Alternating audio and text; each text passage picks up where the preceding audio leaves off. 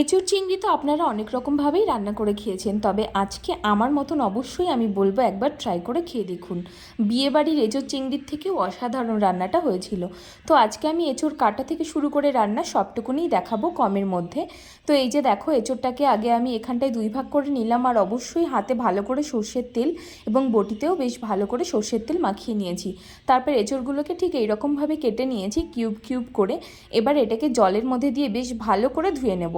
দেখতে পাচ্ছেন হাতের মধ্যে এখানে একটুও আঠা লাগেনি।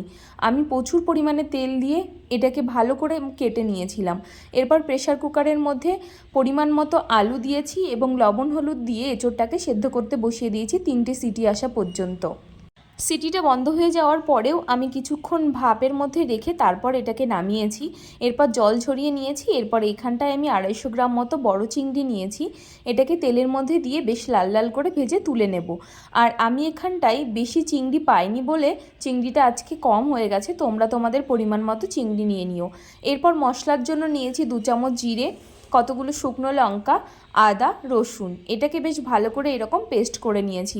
তারপর কড়াইতে সর্ষের তেল গরম করে এর মধ্যে দিয়ে দিচ্ছি তেজপাতা, জিরে এবং শুকনো লঙ্কা ফোড়ন দিয়ে আর কিছুটা গোটা গরম মশলা। এবার এটাকে বেশ ভালো করে নাড়িয়ে নিয়ে এর মধ্যে দিয়ে দিয়েছি কুচিয়ে রাখা পেঁয়াজ। আমি এখানটায় 2টো মতো পেঁয়াজ ব্যবহার করেছি মিডিয়াম সাইজে। তারপর যে মশলাটা করেছিলাম সেই মশলাটা দিয়ে বেশ ভালো করে এরকম লাল লাল করে কষিয়ে নিয়েছি।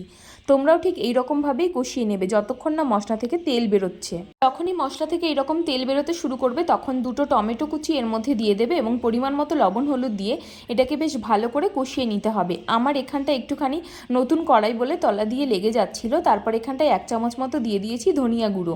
এটাকেও বেশ ভালো করে মিশিয়ে নেওয়ার পর এর মধ্যে সেদ্ধ করে রাখা এঁচোড় এবং আলুটা দিয়ে বেশ ভালো করে 10 মিনিট মতো একটানা কষিয়ে যেতে হবে।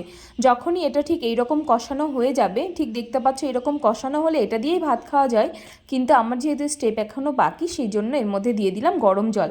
অবশ্যই এখানটায় সবাই গরম জল ইউজ করবেন, কারণ ঠান্ডা জল দিলে টেস্টের একটুখানি ডিফারেন্স হয়েই যায়। তারপর এর মধ্যে দিয়ে দিলাম এখানটায় চিংড়িটা দিয়ে বেশ ভালো করে নাড়িয়ে নিলাম। এরপর আমি এখানটায় গোটা গরম মশলাটাকে পেস্ট করে নিয়েছি। তারপরে এই পেস্ট করা জলটাও এর মধ্যে দিয়ে দিলাম। দিয়ে এই যে আমাদের এঁচোড়টা একদম রেডি। অবশ্যই আপনারা বাড়িতে আমি রিকোয়েস্ট করছি এইভাবে একবার রান্না করে খেয়ে দেখবেন।